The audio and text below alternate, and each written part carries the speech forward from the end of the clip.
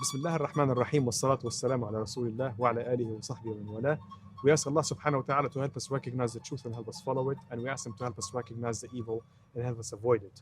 My brothers and sisters, the topic of my thought today is about the purification of the heart, the tazkiya.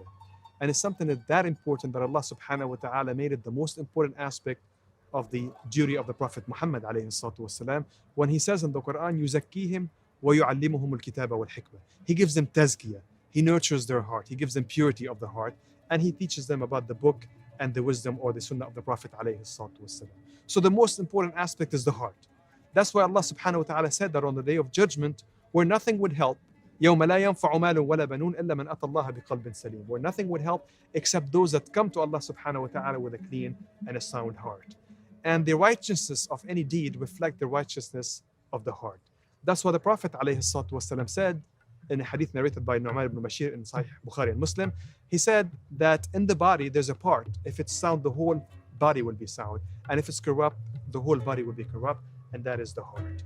And the difference between the people, mostly when it comes to the righteousness, reflects differences in the level of the heart. That's what the Prophet ﷺ said about Abu Bakr alayhi ridwanullah. He says, مَا سَبَقَكُمْ بِصَلَاةٍ وَلَا صِيَامٍ وَلَكِنْ بِشَيْءٍ وَقَرَ فِي قَلْبِهِ. He was not better than you in praying more or fasting more, but actually in something that was established in his heart. And the same thing when it comes to the Sahaba alayhim ridwanullah. The main difference between us and them, that's what the Prophet says, that one of you can spend the like of the mountain of Uhud, and it will not be equal even to a handful of what one of them would spend. And most of that reflects the differences in the heart. And the diseases that affect the human being, of course they affect the body, but also they affect the heart. And most of the problem that we have dealing with each other's or with the situations or with anything reflect problems with the heart. Grudges, envy, hatred, jealousy, ill feelings, all of that, you name it. So to change that, there's an effective way. And the most effective way is that of the Prophet ﷺ. When you look at the Sahaba alayhim, you see a drastic change from the way they were before and then after Islam. And that's what Islam did. That's what the Prophet ﷺ did to them, by taking them from one situation, one state, into another. Now, of course, we cannot be like the companion. We can try to follow their path. We cannot be like the companion. And the Prophet told us ﷺ that the best of the generations is that of the Prophet, the companions. And that will never be repeated.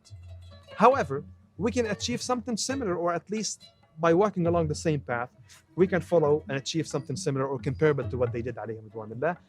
And there were some people of the same caliber. Nobody will attain the status of the Sahaba, that's true. But there were some people that were of a comparable caliber. Yani when you read, for example, the seerah of Ahmad ibn Hanbal alayhi ridwanullah, you feel that you're studying as if you're studying the life of one of the Sahaba alayhi ridwanullah, or Ibn Taymiyyah, or many of the Salah ad-Din alayhi ridwanullah, and then many others. And alhamdulillah, our history is full of people of that caliber. What these people did is follow the path of the Prophet ﷺ, that he traced for the Sahaba, and then that change could be achieved. Without that, none of that will be achieved. This is the only way. If you're seeking to have that high state of heart, then this is the path to follow. Inshallah, we'll be discussing some of these aspects in future thoughts. Jazakumullah khair, walhamdulillah rabbil alamin.